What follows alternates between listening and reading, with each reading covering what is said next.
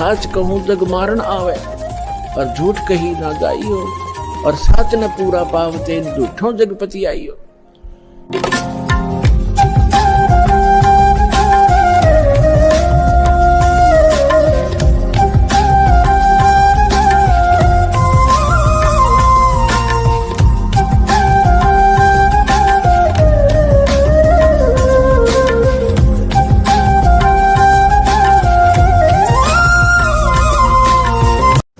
आप जी जो पार नहीं हो पाओगे, किसी भी कारण से ठोकर लग गई, आपका रह गए यहाँ पर, ये वो गोल्डन चांस है, ये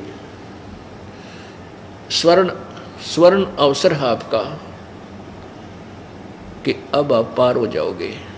पार होने में कतई दिक्कत नहीं है, कोई भी संशय नहीं है आपका।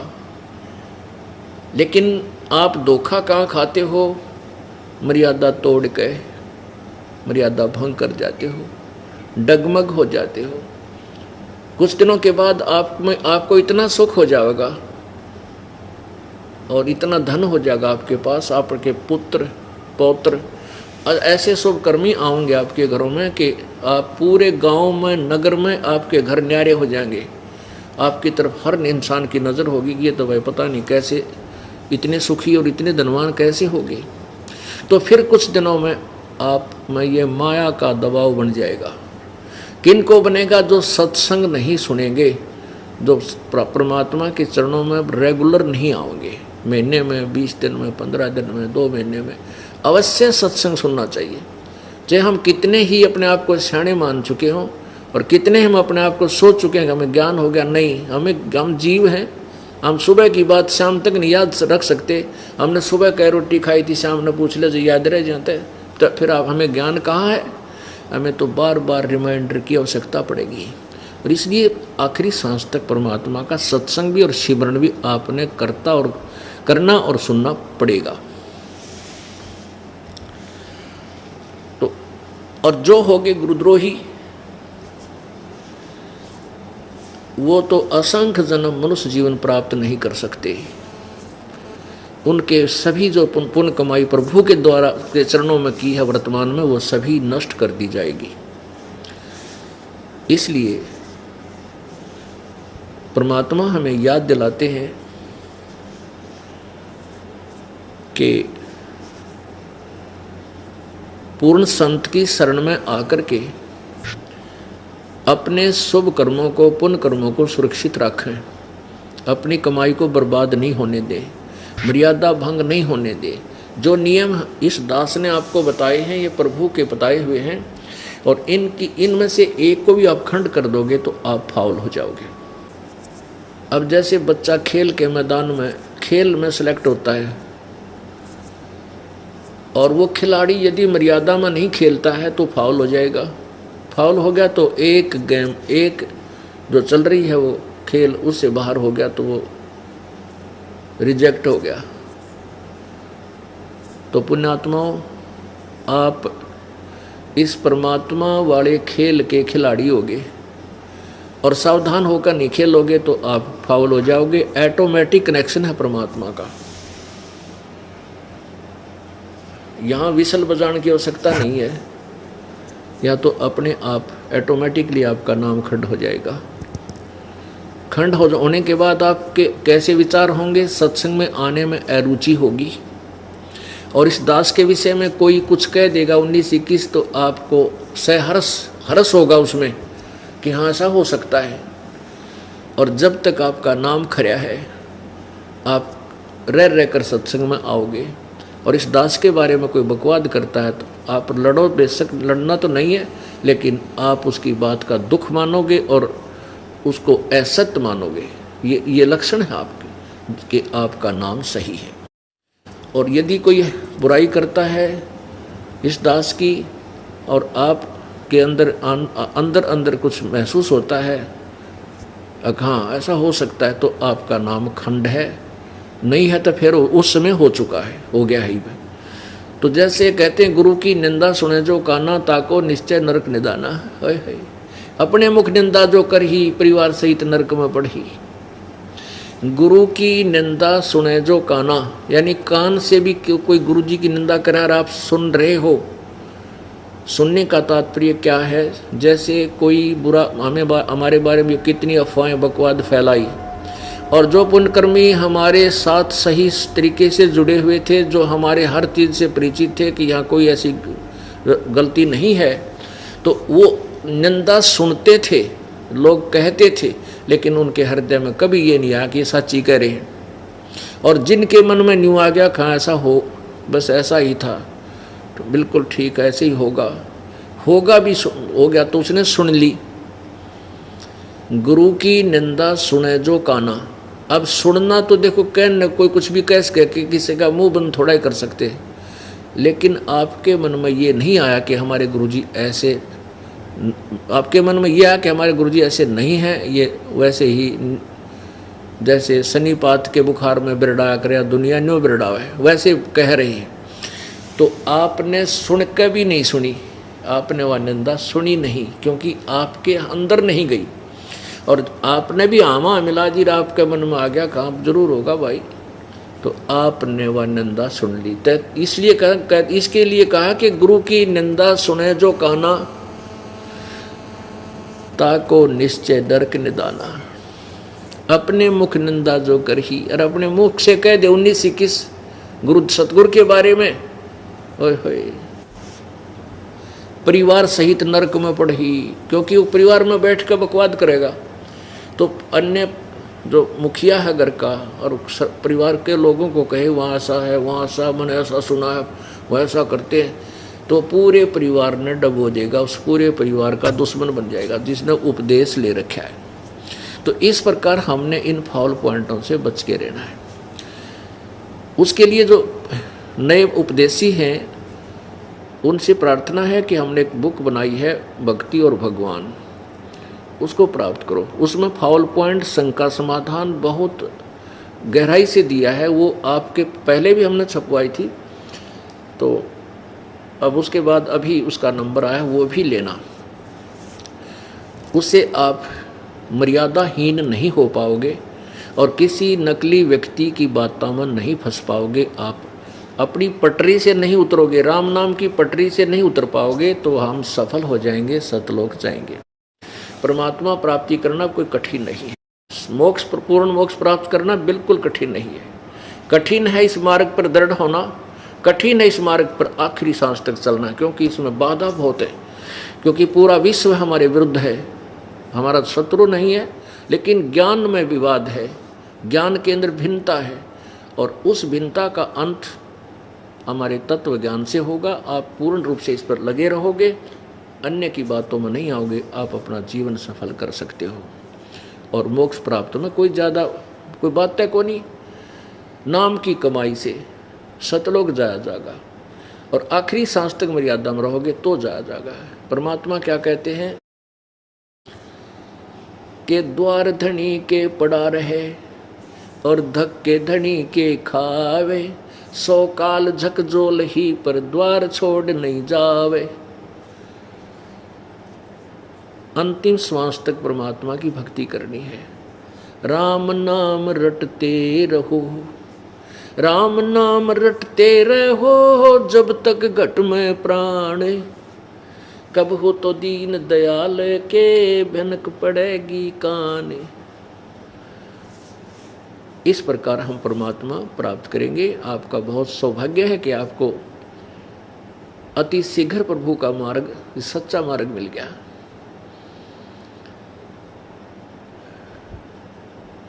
दुर्भाग्य है उन आत्माओं का जो हमसे जुड़े नहीं और हमारे विषय में झूठी अफवाहें फैला दी गई, उन तक पहुंच गई, और वो इस तत्व ज्ञान से और मुझदास से नफरत करने लग गए। ये काल का जाल है, काल का दाव था, ये इसने ला दिया। लेकिन परमात्मा समर्थ हैं। परमेश्वर कबीर जी की सभी आत्माएं हैं जो हमारा विरोध कर रहे हैं, वो भी हमारे बच्चे हैं, कबीर परमेश्वर के बालक हैं, आत्माएं हैं। वो काल प्रेरित होकर के भगवान से दूर होते जा रहे हैं। उनको भी तत्व ज्ञान समझा करके ये परमात्मा के सब पुस्तक सीडी वगैरह समाज में ये डोज दे करके सबको समस्त किया जाएगा। जो अज्ञानियों ने उनके अंतःकरण को अस्वस्थ कर दिया।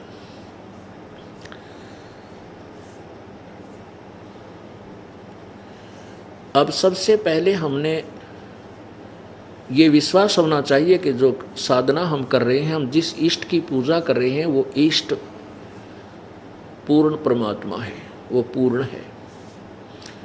उसके लिए हमने पूर्ण रूप से ज्ञान ग्रहण करना होगा। अब सबसे पहले ये निर्णय करेंगे कौन तथा कैसा है कुल का मालिक। कोई तो परमात्मा को निराकार बताता है और कोई साकार बताता है, तो कहता जो ये ब्रह्मांड है, इसके अंदर जो रचना है, पृथ्वी चांद सितारे, यही परमात्मा का रूप है। ऐसा अज्ञान भर दिया पूरे समाज में। हमें यही नहीं मालूम कि परमात्मा कैसा है, हम प्रभु की परिभाषा से भी परिचित नहीं हैं। तो सबसे पहले इस दास को परमात्मा ने ड्यूटी दी है कि आपको पहली कक्षा से लेकर भक्ति मार्ग की कै ख से प्रारंभ करके और पूरी ये कड़ी सिखाई जाएंगी। अर्थात पहली कक्षा से ही प्रारंभ किया जा रहा है। भक्ति मार्ग पूरे रूप से काल ने नष्ट करवा रखा है। इसका ज्ञान कति मिटा रखा है। केवल दंत कथाएं, लोकवेद, मनमाने आचरण, मनमाना ज्ञान, मनमानी कथाएं पूरे समाज में ठोक ठोक कर बरवा रखी। अब इसको तत्व ज्ञान रूपी इस शस्त्र के द्वारा इस अज्ञान को हटाया जाएगा, काटा जाएगा, इस गुत्थी को सुलझाया जाएगा। अब कुछ जो व्यक्ति ये कहते हैं कि हम वेदों को और गीता जी को और पुराणों को, महाभारत आदि ग्रंथों को हम नहीं मानते, तो उन कर्महीन दुर्बुद्धि प्राणियों से तो चर्चा करने का भी कोई लाभ नहीं है, क्योंकि वो बेसलेस है।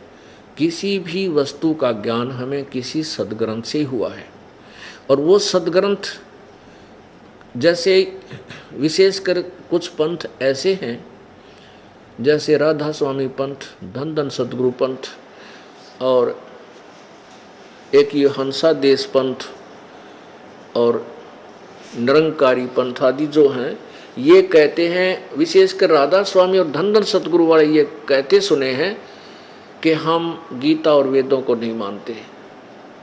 ये भी तो किसी व्यक्ति ने लिखी है। हम तो अपने गुरुओं के द्वारा, जो वक्त गुरु है, उसके ज्ञान को सत्य मानते हैं। हमारे जो गुरुदेव ने, अर्थात श्री शिवदयाल जी, उनका हेड ऑफ द डिपार्टमेंट है। श्री शिवदयाल जी राधा स्वामी और धन धन सतगुरु पंथ का हेड ऑफ द डिपार्टमेंट है। सबसे पहले वो महात्मा है, और उनको भक्ति मार्ग का कैक है भी पता नहीं। सतलोक का उसने ये नहीं पता, सतलोक सतनाम न कहते हैं, या सतनाम के चीज है जिसे मोक्ष होना, उसके बारे में उन्हें ज्ञान नहीं। तो वो जाएंगे कहाँ और ले जाओगे कहाँ? एक तरफ तो वो दोनों पंथ श्री गुरु ग्रंथ साहिब को, जो पंजाबी भाषा में लिखा लिपिबद्ध है, उसको सत्य मानते हैं। तो वो भी तो किसी महापुरुष का लिखा हुआ है, उसको वो सत्य मानते हैं, इसमें ठीक है।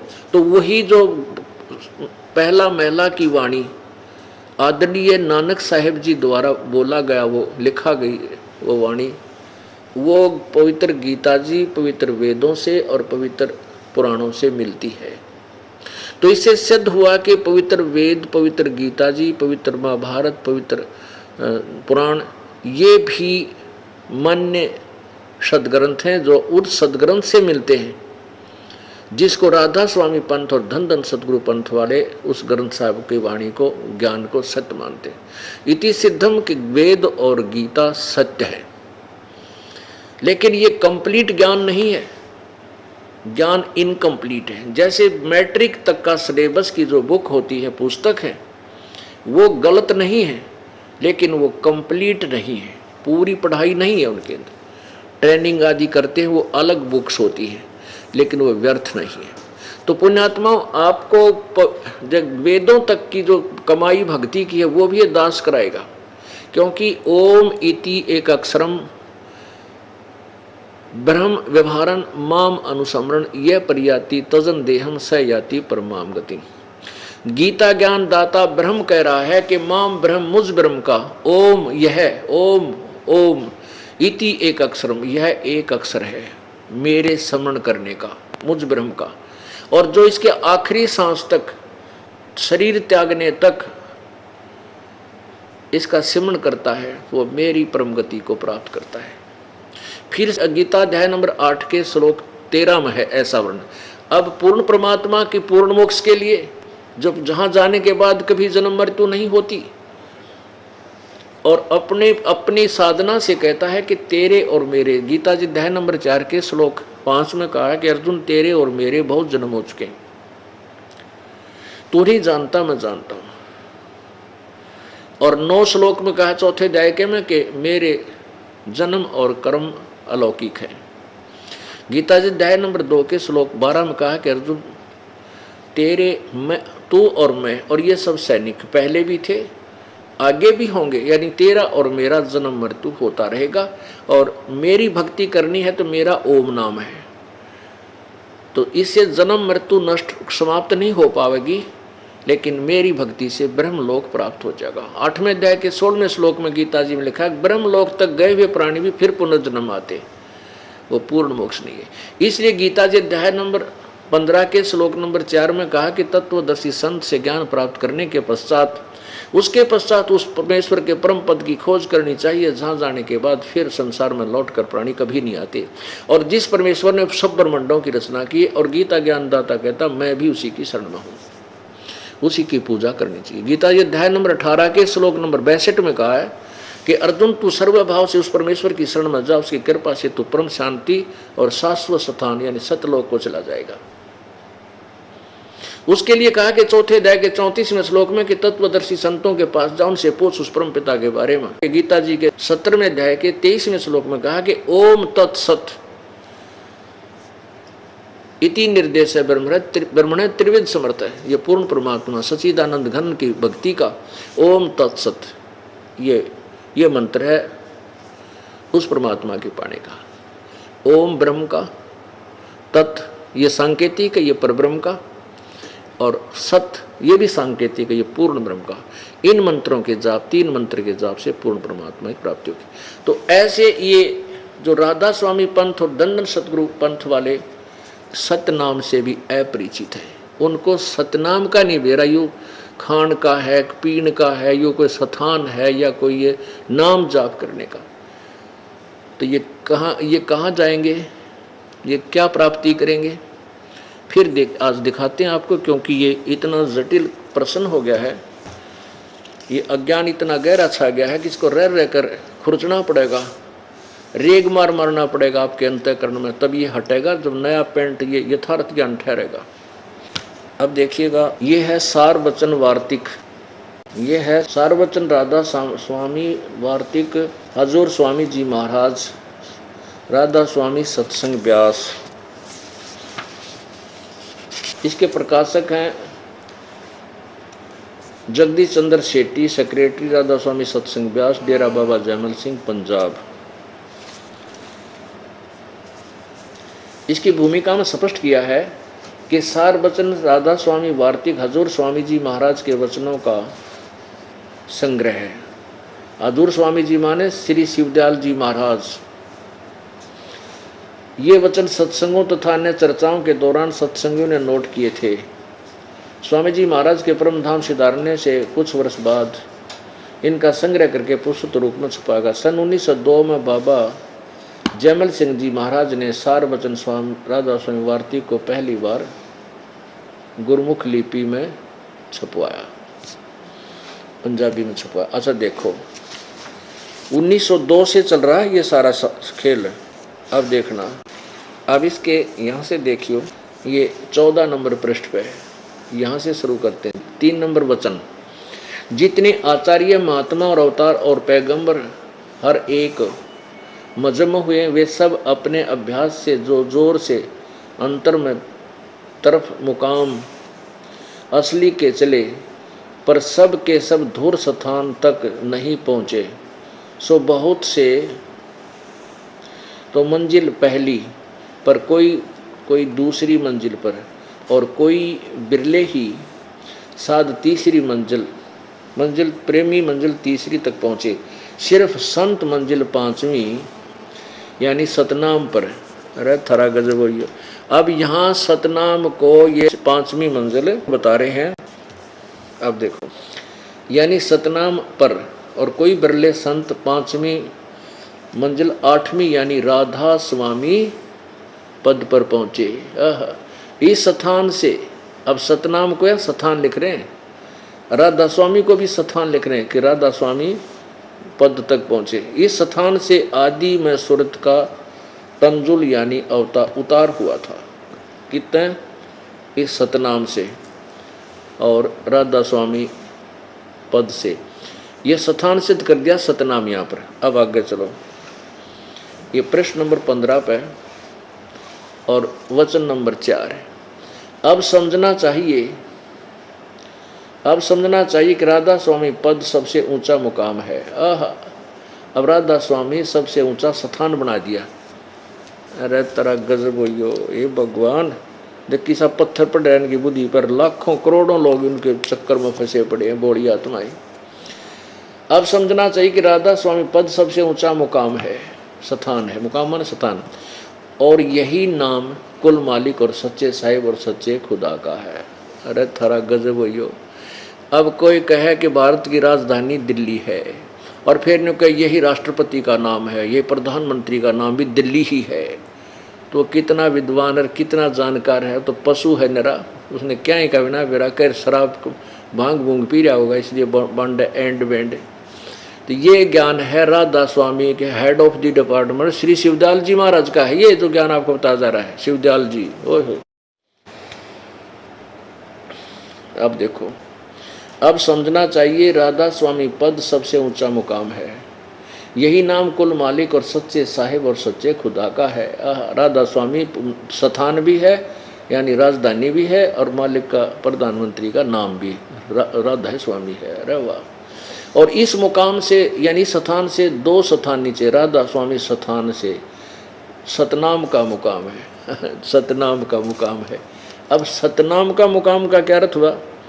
या तो नो कि ये सतनाम मुकाम है, ये उलझ पुलझ थे न क्या ही कहीं बेरा था। अब आगे देखिए, सतनाम का मुकाम है जिसको, इस सतनाम को जिसको संतों ने सतनाम को सतलोक, सचखंड, सार शब्द, सत शब्द और सतनाम, सतनाम को फिर सतनाम और सतपुरुष करके बयान किया है। अरे वाह, अंग्रेजों चाड़ा पाट रखा तुम्हारे ज्ञान ने। Radha Swami head of the department Shivdayal ji के विचार, और करोड़ों प्राणी इस मुड़ बैठे, इसने कदे पट्टी बांध रखी है अनाड़ी संतों ने, बूढ़ी आत्माओं को नरक में ठोक दिया। अपने आत्माओं, ये तो है व्यास से छपे। अब देखो, अब इसके अंदर एक और विशेष आपको दिखाते हैं, यही सारवचन राधा स्वामी वार्तिक हजूर स्वामी जी महाराज का जो इसके अंदर क्या लिखा है, यहाँ देखो। राधा स्वामी दयाल की दया, राधा स्वामी सहाय। वचन आखिरी वचन जो कि स्वामी जी महाराज ने मरते समय बोले थे, शिवदयाल जी ने, वचन जो कि स्वामी जी महाराज ने आखिरी रोज पेशतर अंतर ध्यान होने के वास्ते हिदायत साधुओं सत्संगियों सत्संगनियों के खास जुबान मुबारक से फरमाए, स्वयं अपने मुख से बोला। यहाँ देखो, अब यहाँ से शुरू करते हैं। इसमें क्या लिखा है कि फिर स्वामी जी महाराज ने राय साहब सालग्राम और कुल साधुओं सत्संगियों सत्संगियों की तरफ मोतज होकर फरमाया कि जैसा मुझको समझते हो वैसा ही अब राधा जी को समझना, और राधा जी और छोटी माता जी को बराबर जाना। ये राधा जी शिवदयाल की पत्नी थी। राधा का स्वामी, राधा का पति, जैसे उत्तर प्रदेश में पति को स्वामी बोलते हैं, वैसे तो स्वामी का अर्थ पति ही होता है। तो जैसे उमा स्वामी का सीधा अर्थ क्या होगा? शंकर जी। उमा स्वामी उमा स्वामी का क्या अर्थ हो गया? कौन है उमा स्वामी? शंकर जी, उमा जी का पति। तो ऐसे ही राधा स्वामी राधा जी का पति, यानी ये शालिग्राम जो है इसने राधा स्वामी पंथ शुरू कर दिया कि ये जो शिवदयाल जी है यो खुद भगवान है, सतपुरुष मान लिया। और इसी के नाम तय, यानी इसकी पत्नी राधा, नाम इसकी पत्नी का, ये उसका पति।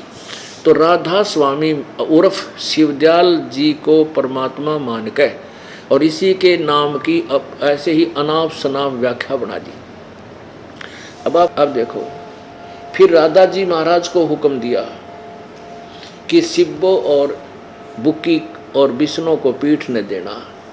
या बुक्की की कहानी और सुनावाएंगे, शिवदयाल जी से अच्छी जुड़ी है। या बुक्की कौन थी? अब स्वयं मरता हुआ कह रहा है कि शिब्बो और बुक्की और विष्णु को पीठ न देना। पुण्यात्माओं, पहले तो एक विचार करो, अंत समय में जो आदमी प्राण छोड़ने लग रहा है और वो फंस रहा है यहीं पर, बुक्की ने संभाल कर रखिए हैं, तू ऐसे करिए, तो वो कहाँ गया होगा? वापस भूत बनेगा या यहीं किसी पशु पक्षी की योनि में जाओगा। जहाँ आसाता बासा होई, मन कर्म वचन सोमरियो सोई। ये नियम है प्रभु का। इसलिए कहा कि अंतिम जहाँ अंत में जहाँ आशा है वहीं वासा हो। ये बुक्की में आकर भूत बनकर शिवदयाल जी बुक्की में बोलने लग गया, क्योंकि ये पार कहाँ होता जब अंत समय में ये सब फंसा पड़ा है, नो करिए तो नो करिए, तो आग लगे ऐसा तू चाल अपने सतलोक ने उड़द पुड़द हो रहा है। या तो पहले व्यवस्था कर देनी थी, 10-20-5 वर्ष पहले कुछ करना चाहता था तो अब उसको पता लग गया कि तेरी शात आली है, तुम अंतिम सांस गिरना था, जब उसने ये सारा कुछ व्यवस्था करी। अब आगे देखो क्या बताया है, वचन 14। अब यहाँ देखो 14 नंबर वचन 14। फिर सेठ प्रताप सिंह की तरफ, जो इसका छोटा भाई था शिवदयाल जी का, तरफ मुतवज्जा होकर फरमाया कि मेरा मत तो सतनाम और अनामी का था। अरे वाह, सतनाम सतलोक मान रहा है और अनामी लोक जो आपको ये दास बताता है, सतलोक से ऊपर अलखलोक, फिर अगमलोक, फिर अनामी लोक। तो इसने सुन रखा था परमात्मा कबीर जी की वाणी से सतनाम और अनामी, लेकिन पता इस शिवदयाल जी को कतई नहीं था। मेरा तो मत सतनाम और अनामी का था। यहाँ सतनाम को सतलोक सथान बता रहा है, और राधा स्वामी मत शालिग्राम का चलाया हुआ है, इसको भी चलने देना और सत्संग जारी रहे और सत्संग आगे से बढ़कर होगा। अब पुण्यात्माओं, अब ये मरते हुए क्या कह रहे हैं शिवदयाल जी, मेरा पंथ नहीं है ये राधा स्वामी पंथ, ये शालिग्राम ने सुना, ये राय साहब जो राय साहब शालिग्राम इसने चला दिया, लेकिन मेरा मत नहीं। तो पहले तो ये यहीं से कट हो गया, जो इनका हेड ऑफ द डिपार्टमेंट तो कह जो मेरा पंथ को ना, ये राधा स्वामी कह के बौड़े हो गए, तो वहीं से यो चौड़ चपट हो लिया। यदि थोड़ा बहुत मानते भाई कुछ है, वैसे तो श्री शिवदयाल जी को ABC का ज्ञान नहीं, उआ बाई बक रहा है, बोल रहा है, तो अन्य को क्या होगा। अब देखो, ये राधा उसकी पत्नी थी, ये आपको दिखाते हैं, बहुत स्थानों पर यह प्रमाण है कि राधा उसकी पत्नी थी।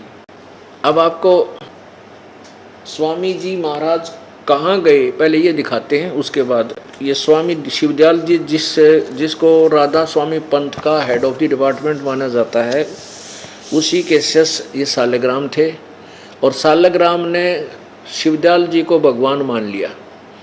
राधा स्वामी जैसे उमा स्वामी, तो शिवदयाल के नाम तयुनारापन चला दिया।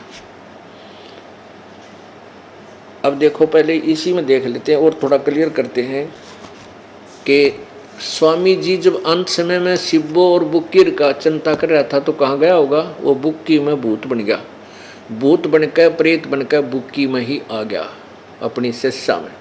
और फिर वहाँ से ये शालिग्राम जिसने राधा स्वामी पंथ चलाया, वो उस भूत पर आदेश लेकर और नौका फिर अपना कोई काम करता था। ये देखिएगा, जीवन चरित्र हजूर राधा स्वामी दयाल की दया, राधा स्वामी साहेब, जीवन चरित्र स्वामी जी महाराज, लेखक लाला प्रताप सिंह सेठ उर्फ चाचा जी साहेब, प्रकाशक राधा स्वामी ट्रस्ट, स्वामी बाग आगरा, सर्वाधिकार सुरक्षित, प्रकाशक द्वारा सुरक्षित। 17वीं बार 5000, सन 2006 ईस्वी में, मूल्य 15 रुपये। राधा स्वामी ट्रस्ट, राधा स्वामी बाग आगरा, मुद्रक अर्पण प्रिंटरी, राधा स्वामी चैम्बर्स, बालेज रोड, आनंद। फोन नंबर इतने। ये हैं वो कुल धनी, परम धनी और शिवदयाल जी, परम पुरुष पूर्ण धनी हजूर स्वामी जी महाराज। अब यहाँ देखो 78 पृष्ठ पे जीवन चरित्र राधा स्वामी जी महाराज, न स्वामी जी महाराज। अब बुक्की जी का, जो कि शिब्बो जी की छोटी बहन थी, थोड़ा सा हाल लिखा जाता है। यह शिब्बो जी के कुछ अरसे बाद स्वामी जी महाराज के चरणों में आई थी। जब इन्होंने कुछ दिन सत्संग किया और वचन स्वामी जी महाराज के सुने और वे वचन हृदय में समा गए, तब इनके प्रेम की हालत अजीब थी कि जब स्वामी जी महाराज वचन या अर्थ पोथियों का करते, तब इनकी आंखें सुर्ख अंगारा सी हो जाती थी और आंसू बराबर टपकते रहते थे और बहुत देर तक यानी घंटों उन वचनों का नशा बना रहता था।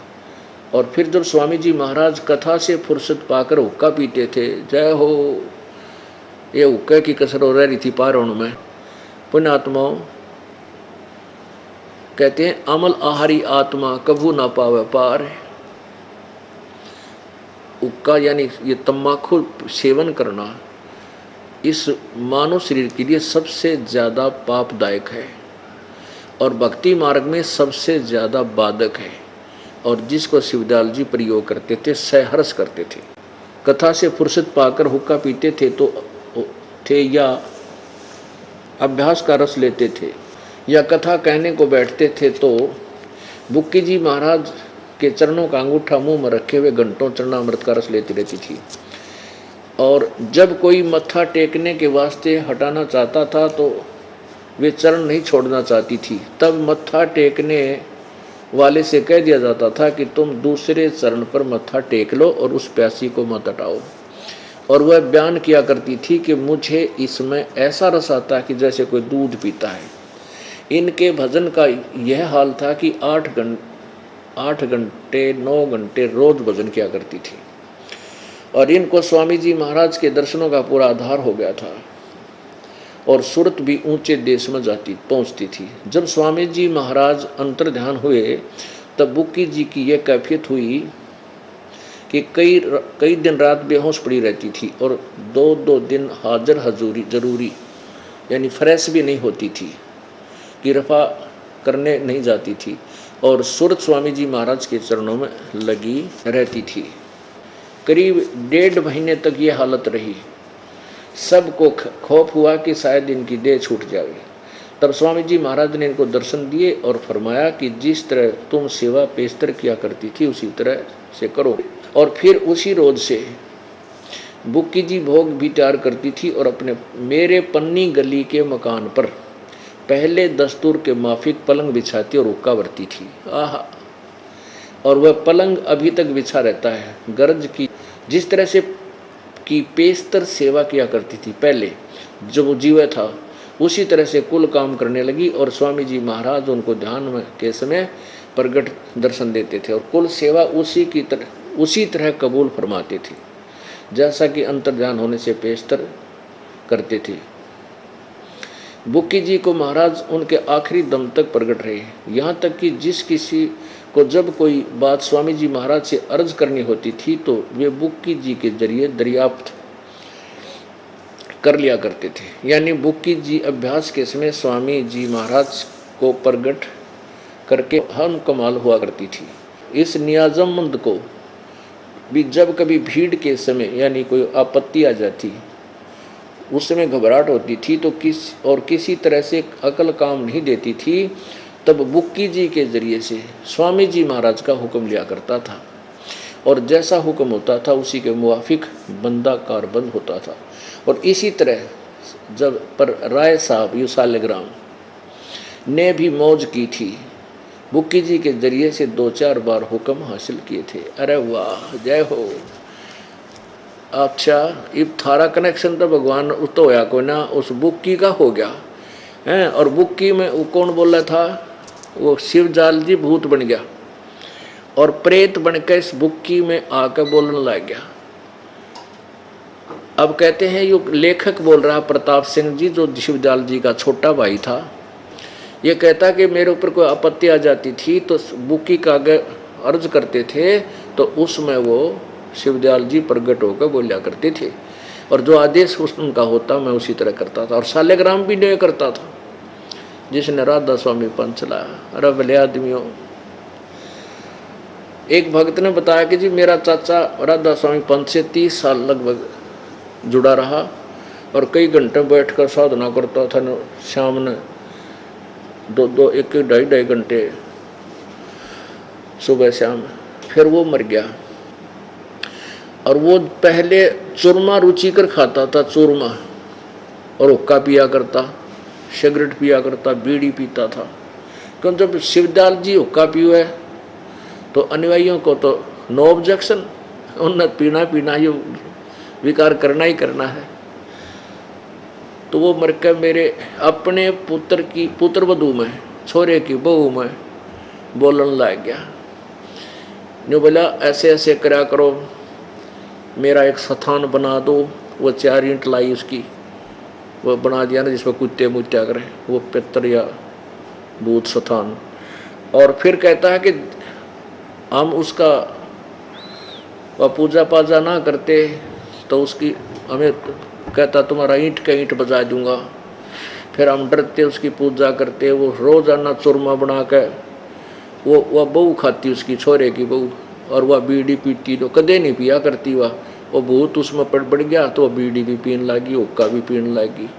रोज चूरमा बनावे और सुबह आप पे खावे और वह हुक्का पीवे। और जिस दिन चूरमा ना मिले तनु का थारा नाश कर दूंगा। और एक आधा काम ऐसा बता दिया उसने, हमारा काम भी हो गया। तो ये केस सौदा था। तब उसको बताया कि ये पिछले जन्म का पुण्यकर्मी प्राणी था, परमात्मा की तरफ में वो घूमता रहा, जा फंसाई नकली संतों के पास, साधना गलत थी और वो भूत बन गया। अब भूत पितर बन के भी उसमें पूर्व जन्म की कुछ कमाई रह जाती है, उसको फिर वो नोमेर तेर में अपने परिवार के सदस्यों को आशीर्वाद दे दे कर, वचन दे दे कर वह नाश करके कत्ती फिर गधे की जोनी में जागा। तो उसने कहा कि अब आपसे नाम लिया है हमने भी, उस पुत्र वधू ने भी, उस हमारे भाई की पत्नी ने। तो वो ई पांडा छोड़ा उसने, हमारा पीछा छोड़ा है, पता नहीं काम रहा है, ईब नहीं बोलता उसमें आपका नाम लेने के बाद। तो ऐसा ही यही एग्जाम्पल शिवदयाल जी का, जो राधा स्वामी पंथ का हेड ऑफ द डिपार्टमेंट है, यानी सुप्रीम है इनका। अब ये बुक्की में आकर भूत बन कर बोलने लग गया। और उसी तरह बुक्की रोटी बनावे और आप बैठ कर खावे और उस पलंग पर बैठ कर हुक्का पीवे। बुक्की में वो भूत शिवदयाल जी।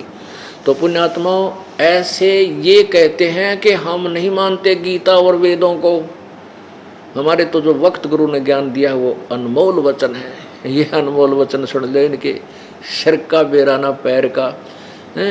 कोई किसी ने जिंदगी में कदे कार नहीं देखी हो, और जिसने कदे शहर नहीं देखा हो, पेट्रोल नहीं देखा हो, और वो कितना जंगल में बैठ कर जंगली लोगों में प्रधान पाक रहा हो, मैं शहर जाता हूँ, वहाँ कार में घूमता हूँ, ड्राइवर चला सुन सन रखी किसी तरह। फिर उसे कोई पूछे कि ड्राइवर कैसा है, कार किसे कहते हैं, पेट्रोल किसे कहते हैं, सड़क किसे कहते हैं, तो उत्तर देवे कि पेट्रोल भी कार को कहते हैं, कार को पेट्रोल कहते हैं, सड़क भी कार को कहते हैं, ड्राइवर भी कार को ही कहते हैं, शहर भी कार को ही कहते हैं, तेरा सिर कहते हैं। अरे थरा गजब हुई। ऐसे ये शिवदयाल जी के अनमोल वचन हैं कि अभी आपने सुने, अब फिर दिखा दो एक बार, क्योंकि नपट त्याना मन जी साहब है, आनंद आवर तेरा गजब हुई हो। कितने दुनिया ने बर्बाद कर दे नकली लोग करके, नाश करके भक्तों के जीवनों का। अच्छा, ये तो आपने सुना था ब्यास वाले, तो अब इनका और दिखाते हैं आगरा वालों की यही वार्तिक। सारवचन राधा स्वामी नसर यानी वार्तिक,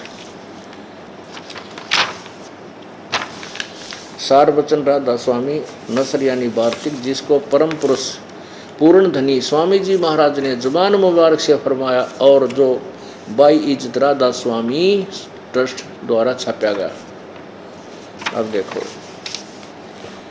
इसके मुद्रक हैं दी कोरोनेशन प्रेस, छिल्ली ईंट रोड, आगरा। फोन नंबर ये है। इसके पृष्ठ नंबर 2 पे ये आगरा वालों का, पहले आपको व्यास वालों का पढ़ा था। यहाँ देखिए, सिर्फ काम इतना है कि इंसान यानी मनुष्य अपनी सूरत यानी रूह को उसके खजाने और निकास यानी मुकाम सतनाम, मुकाम सतनाम यानी सतनाम स्थान और राधा स्वामी पहुंचे। ये दोनों स्थान हो गए यहाँ पर, राधा स्वामी और सतनाम को इन्होंने दोनों को मुकाम बताया है। पहुंचावे, जब तक यह नहीं होगा तब तक खुशी और रंज और जिस कदर दुख और सुख दुनिया के हैं उनसे छूटना नहीं हो सकता। ये 1 नंबर वचन में ये कहा है। अब 3 नंबर वचन में, जितने आचार्य और महात्मा और अवतार पैगंबर हर एक मजहब में हुए थे, वे सब अपने अभ्यास के जोर से अंतर में तरफ मुकाम असली चले, पर सब के सब धुर स्थान नहीं पहुंच सके। बहुत से तो मंजिल पहली पर और कोई दूसरी मंजिल पर, और कोई बिरला साध और प्रेमी मंजिल तीसरी तक पहुंचे। सिर्फ संत मंजिल 5वीं यानी सतनाम पर पहुंचे। 5वीं मंजिल माने स्थान, ये 5वीं मंजिल सतनाम पर पहुंचे।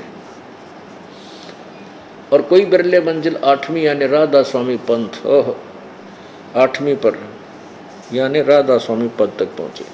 8वीं मंजिल राधा स्वामी, जबकि राधा स्वामी शिवदयाल जी है। इसी स्थान से आदि सूरत का तंजुल यानी अवतार हुआ। अब देखो 4 नंबर में, अब समझना चाहिए कि राधा स्वामी पद सबसे ऊंचा मुकाम है और यही नाम राधा स्वामी सबसे ऊंचा मुकाम यानी स्थान है। राधा स्वामी स्थान है और यही नाम कुल मालिक और सच्चे साहिब और सच्चे खुदा का है। अरे वाह! और इस मुकाम यानी राधा स्वामी स्थान से 2 स्थान नीचे सतनाम का मुकाम है। कोई सिर पैर है इसका।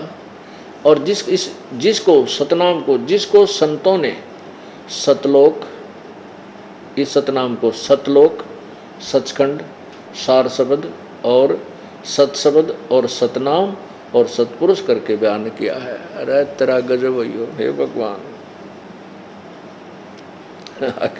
आगे और देखिए इनकी के कसूती। देख, अब ये 4 वचन ही चल रहा है प्रश्न नंबर 5 पे।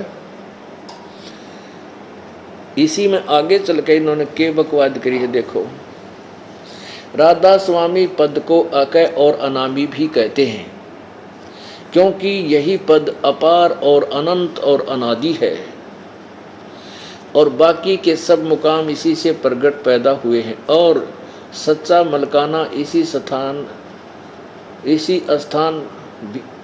जिसको सच्चा मलकान जिसको स्थान भी नहीं कह सकते, इसी को कहते हैं। बोले इनका कोई सर पैर हुआ। यहाँ कहते हैं राधा स्वामी पद को अकय और अनाम भी कहते हैं।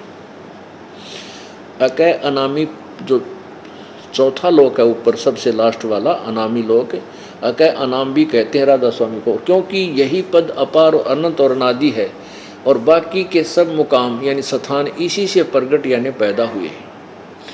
और यह सच्चा लामकान, यह सच्चा लामकान जिसको स्थान भी नहीं कह सकते, इसी को कहते हैं। इसको स्थान भी नहीं कह सकते, इसी को कहते भी हैं। बताओ, इसका कोई सर पैर है? आप 20 बार पढ़ के इसका अर्थ निकाल दो, कहना क्या चाहते हैं।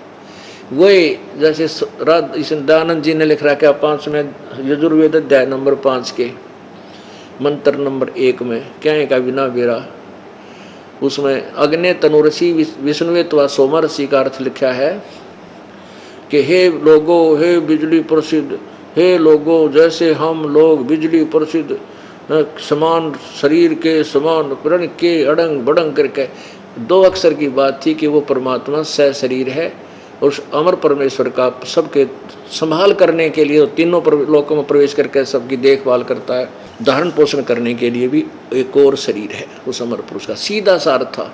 और इसकी इनका सिर पैर को नहीं इनका भी, कि उसको ला मकान, उसको मकान स्थान भी कहते हैं, उसको नहीं भी कहते हैं, ऐसे कोई बात हुई।